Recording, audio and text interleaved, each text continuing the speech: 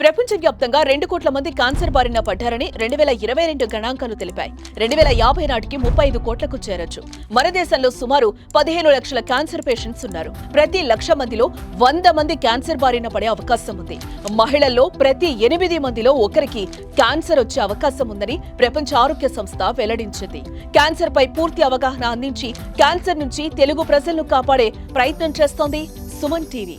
ఇవాళ మనము యాక్చువల్గా చాలా మందికి కిడ్నీ క్యాన్సర్ అంటే ఏంటి, దానికి సంబంధించిన లక్షణాలు ఏంటి, మనం దానికి ఎలా ధృవీకరించాలి, దానికి సంబంధించిన ట్రీట్మెంట్స్ ఏంటి, వాటి గురించి మనం తెలుసుకున్నాం. ఇవాళ కిడ్నీ క్యాన్సర్ అనేది జనరల్గా మగవాళ్ళలో కంపారిటివ్గా ఆడవాళ్ళ కంటే ఎక్కువగా వస్తుందండి. 2:1 రేషియోలో వస్తుంది. అది కూడా జనరల్గా మధ్య వయస్కుల్లో, అంటే ఒక 40-50 ఏళ్ల వయసులో వాళ్ళకి కామన్గా వస్తుంటుంది. కొంతమందికి 60 years కూడా వస్తుందండి. సో ఈ ఏజ్లో ఉన్న వాళ్ళు పర్టికులర్గా ఈ క్యాన్సర్ అనేది ఎవరికి వస్తుందంటే ఎక్కువగా స్మోకింగ్ చేసే వాళ్ళకి, లేదా ఒబేసిటీ అంటే ఎక్కువ ఓవర్ వెయిట్ ఉన్న వాళ్ళకి, లేకపోతే ఫ్యామిలీ హిస్టరీలో ఎవరికన్నా కిడ్నీ ట్యూమర్ అనే కాకుండా ఎనీ క్యాన్సర్స్ ఉన్న వాళ్ళకి ఫెమిలియల్ క్యాన్సర్ సిండ్రోమ్ అంటాం. సో రకరకాల క్యాన్సర్స్ కొన్ని ఫ్యామిలీస్లో రన్ అవుతూ ఉంటాయండి. కొన్ని జెనెటికల్గా కూడా అవ్వచ్చండి. కొన్ని రకాల జబ్బుల్లో ట్యూమర్స్ అనేవి ఫామ్ అవుతూ ఉంటాయి. సో జెనెటికల్ డిసీజెస్ ఉన్నప్పుడు ఈ ట్యూమర్స్ అనేవి రావడం జరుగుతుంటుంది. సో ఇవన్నీ కూడా కొన్ని కారణాలండి ఈ కిడ్నీ ట్యూమర్ రావడానికి. మనకు దీని గల లక్షణాలు ఏంటి? జనరల్గా ఏంటంటే most of the times kidney tumour ఉందని చాలా మందికి తెలియదు. ఎందుకంటే అది సైలెంట్ గా పెరుగుతుందండి. కిడ్నీ ట్యూమర్ అనేది లేట్ స్టేజెస్ లో దానివల్ల లక్షణాలు అనేవి మనకు కనిపిస్తాయి. ఆ లక్షణాలు ఏముంటాయంటే, ఒకటి మూత్రంలో బ్లీడింగ్ అవడం, రెండోది ఏంటంటే మనకు పక్క భాగంలో నొప్పి కానీ లేకపోతే గడ్డలాగా రావడము, అదొకటి. తర్వాత కొద్ది మందికి ఏంటంటే బీపీ అనేది సడన్ గా షూటప్ అవడం, అంటే నార్మల్ గా బీపీ లేని వాళ్ళకి బీపీ రావడము, లేదా బీపీ ఉన్న వాళ్ళకి బీపీ అన్కంట్రోల్డ్ గా వెళ్ళిపోవడము, అట్లా ఇండైరెక్ట్ గా మనకు తెలియచ్చు. కొద్దిమందికి ఏంటంటే రక్తహీనత రావచ్చు, లేదా కొద్దిమందికి రక్తం ఎక్కువ అయిపోతుంది, అంటే పాలిసైథీమియా అంటాం. దానిలో రక్తం ఎక్కువ చూపిస్తుంది. మామూలుగా మనకు 13-14 ఉండాల్సింది 18-20 దాకా కూడా వెళ్ళిపోతుంది హిమోగ్లోబిన్. సో అలా కూడా మనకు ప్రజెంట్ అవ్వచ్చు. కొద్దిమందికి ఏంటంటే హెడేక్ అలా వచ్చి బ్రెయిన్ లో ఎప్పుడైతే స్ప్రెడ్ అవుతుందో హెడేక్ లాగా, లేదా కళ్ళు తిరగడం, లేకపోతే ఫిట్స్ లాగా రావడం జరుగుతుంది. అట్లనే లంగ్స్ లోకి స్ప్రెడ్ అయినప్పుడు ఊపిరితిత్తులు దాని లోపల ఎప్పుడైతే ట్యూమర్ వెళ్తుందో ఆటోమేటిక్ గా ఆయాసం రావడం, కొంచెం దూరం వెళ్ళినా కూడా ఆయాసము, కొంతమందికి దగ్గు రావడము, బ్లీడింగ్ అవడము, అంటే మనం దగ్గినప్పుడు బ్లడ్ రావడం, ఇలా కూడా కొన్ని కండిషన్స్ ఉంటాయండి. కొద్ది మందిలో ఏమవుతుందంటే కాళ్ళలో వాపు రావచ్చు, 2 కాళ్ళలో వాపు రావడం అలా జరగచ్చు. కొద్దిమందికి ఎడం పక్క టెస్టిస్ లో వాపు వస్తుంది, దాన్ని వెరికోసీల్ అంటాము, అది కూడా రావడానికి ఛాన్స్ ఉంటుంది. సో ఈ రకరకాల కారణాలు ఉన్నాయండి. సో మనకి ఈ లక్షణాల్లో ఏదున్నా కూడా జనరల్ గా ఈ లక్షణాలు అనేవి స్టార్టింగ్ స్టేజ్ లో ఉండవు, స్టేజ్ 1 లో ఉండవు. లేట్ స్టేజ్ లో అంటే స్టేజ్ 3, స్టేజ్ 4 వచ్చినప్పుడు ఇలాంటి లక్షణాలన్నీ కనిపిస్తాయి. సో మనం ఏంటంటే కిడ్నీ ట్యూమర్ ఫ్యామిలీలో ఎవరికన్నా ఉంటే మనము స్క్రీనింగ్ అనేది చేసుకోవాలండి. పర్టికులర్ గా 30-40 ఏళ్ళు దాటిన తర్వాత ఫ్యామిలీ హిస్టరీ ఉంటే డెఫినెట్ గా మనం స్కానింగ్ తీయించుకొని దానిలో ఏదైనా డౌట్ ఉన్నప్పుడు ఫర్దర్ గా మనం టెస్ట్లు అనేవి చేయించుకోవాలి. అంతేగాని మనము సిమ్టమ్స్ వచ్చే వరకు ఆగకూడదు, ఫస్ట్ థింగ్ అది.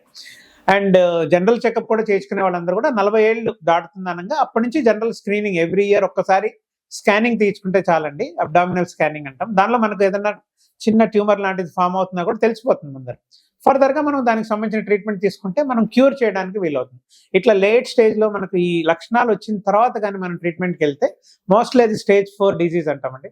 స్టేజ్ 4 డిజీజ్ లో యాక్చువల్లీ క్యూరేటివ్ ఇంటెంట్ ఉండదు. మోస్ట్లీ అది జస్ట్ మనం లైఫ్ ప్రొలాంగ్ చేయడానికే కానీ మనం దానికి ట్రీట్మెంట్ లాగా ఉండదు. ఇప్పుడు మనం కిడ్నీ క్యాన్సర్ ని ఎలా గుర్తించాలి, మనకు దానికి సంబంధించిన ఏ పరీక్షలు చేయించాలి? మొట్టమొదటి ఏంటంటే కాంట్రాస్ట్ ఎన్హాన్స్ సిటీ స్కాన్ అని ఉంటుందండి. సో ఇది మనకు కిడ్నీకి సంబంధించిన స్కానింగ్ ఉంటుంది, సిటీ స్కాన్. సో ఇది కానీ మనం తీస్తే మనకు ట్యూమర్ ఎక్కడుంది, సైజ్ ఎంత ఉంది, సింగిల్ ట్యూమరా, మల్టిపుల్ ట్యూమర్సా, సో ఇవన్నీ కూడా, అంటే ట్యూమర్ మనకు కిడ్నీకి కన్ఫైన్ ఉందా లేకపోతే బయటికి స్ప్రెడ్ అయిందా అనేది కూడా మనకు ఈ సిటీ స్కాన్ లో అనేది తెలుస్తుందండి. సో ఒకసారి మనకు సిటీ స్కాన్ వచ్చిన తర్వాత స్టేజెస్ ఉంటాయి, 4 రకాల స్టేజ్లు ఉంటాయి. స్టేజ్ 1, స్టేజ్ 2 మనం క్యూర్ చేయొచ్చు.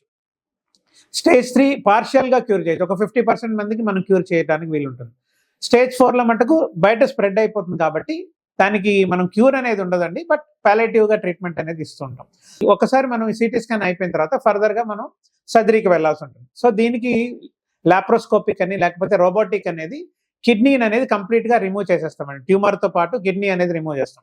సపోజ్ ట్యూమర్ కానీ చిన్నదైతే, అంటే ఇప్పుడు 7 సెంటీమీటర్ లోపల కానీ ఉంటే పార్షియల్ నెఫ్రెక్టమీ అంటాం. అంటే ఆ ట్యూమరు దానికి చుట్టుపక్కల ఉన్న నార్మల్ టిష్యూని రిమూవ్ చేయడాన్ని పార్షియల్ నెఫ్రెక్టమీ అంటాం. సో అది కూడా చేయొచ్చు. సో ట్యూమర్ ఎక్కడుంది దాని యొక్క సైజుని బట్టి మేము ఈ డెసిషన్ అనేది తీసుకుంటాం. సో ట్యూమర్ కానీ చిన్నది ఉంటే 7 సెంటీమీటర్ లోపలైతే పార్షల్ గా ట్యూమర్, దాంతోపాటు కొద్దిగా చుట్టుపక్కల ఉన్న నార్మల్ కిడ్నీని రిమూవ్ చేసేస్తాము. అదే ట్యూమర్ కానీ మొత్తం కిడ్నీ అంతా ఇన్వాల్వ్ అయితే మటుకు కంప్లీట్ గా కిడ్నీని రిమూవ్ చేస్తామండి. దాన్ని రాడికల్ నెఫ్రెక్టమీ అంటాం. అది లాప్రోస్కోపిక్ గా చేస్తాం, లేదంటే రోబోటిక్ గా కూడా చేయడం జరుగుతుంది. సో ఇది ఎప్పుడైతే స్ప్రెడ్ అవుతుందో మనకు కిడ్నీ నుంచి బయటకు వెళ్ళిపోతే దాన్ని స్టేజ్ 4 ట్యూమర్ అంటాం. అది లింఫ్ నోడ్స్కి వెళ్ళొచ్చు, లేదా లంగ్స్ లోకి వెళ్ళిపోవచ్చు, బ్రెయిన్ కి వెళ్ళొచ్చు, బోన్స్ కి వెళ్ళొచ్చు, ఇట్లా రకరకాల ఏరియాస్కి వెళ్తుంది. అలాంటి స్టేజ్ లో మనకు క్యూరేటివ్ ఇంటెంట్ అనేది ఉండదండి. సో అలాంటప్పుడు ఏం చేస్తామంటే ఇలాంటి పేషెంట్స్ కి కీమోథెరపీ కానీ రేడియేషన్ కానీ ఇవ్వాల్సి ఉంటుంది. రేడియేషన్ థెరపీ పెద్దగా హెల్ప్ చేయదు కిడ్నీ ట్యూమర్స్ లో, అందుకని కీమోథెరపీ మీదనే మనం వెళ్లాల్సి ఉంటుంది. కొంతమందికి కిడ్నీ ట్యూమర్ వల్ల చాలా మందికి బ్లీడింగ్ కానీ ఏదైనా ప్రాబ్లం రావచ్చు, లేదా బీపీ ఎక్కువ ఉండొచ్చు. అలాంటి వాళ్ళకి ఏం చేస్తామంటే రేడియాలజీలోకి తీసుకెళ్లి ఎంబోలైజేషన్ అంటాం. అంటే కిడ్నీకి సప్లై చేసే ఏదైతే రక్తనాళం ఉందో దాన్ని బ్లాక్ చేసేస్తాం. సో కిడ్నీలో ఉన్న ట్యూమర్ కూడా ష్రింక్ అయిపోతుంది. దాని తర్వాత మనకు కీమోథెరపీ చాలా హెల్ప్ చేస్తుంది. సో దీన్ని పాలియేటివ్ ఎంబోలైజేషన్ అంటాం. సో ఇది చేయొచ్చండి. సో ఇది జనరల్ గా ట్రీట్మెంట్స్ అనమాట. యూజువల్ గా ఎర్లీ స్టేజ్ లో కానీ మనం డిటెక్ట్ చేయగలిగితే కిడ్నీ క్యాన్సర్ 90 to 95% మనకు క్యూర్ రేట్ ఉంటుందండి. అదే లేట్ స్టేజ్ లో వస్తే 3rd, 4th స్టేజెస్ లో జనరల్ గా 5 ఏళ్ల ఏదైతే సర్వైవల్ రేట్ ఉందో ఒక 60-70% ఉంటుంది. సో ఎవరికైనా కూడా ఫ్యామిలీ హిస్టరీ ఉన్నా కానీ, కొంచెం డౌట్ ఉన్నా కానీ కిడ్నీ ప్రాబ్లం ఉండొచ్చని 40 years పైబడిన వాళ్ళందరూ కూడా రెగ్యులర్ గా ఎవ్రీ ఇయర్ ఒకసారి కిడ్నీ చెకప్ చేసుకుంటూ, చిన్న ట్యూమర్ ఏదైనా ఉంటే సిటీ స్కాన్ చేసుకుని కన్ఫర్మ్ చేసుకుని, చిన్న స్టేజ్ లో కానీ ఉంటే ఇమీడియట్ గా మనం అది ట్యూమర్ తీసేస్తే క్యూర్ చేయొచ్చండి. సో తప్పకుండా మీరు యూరాలజిస్ట్ ని సంప్రదించి ఇట్లాంటి ప్రాబ్లం ఏదైనా ఉంటే మీరు ట్రీట్మెంట్ తీసుకుంటే కంప్లీట్ గా క్యూర్ అవ్వచ్చు.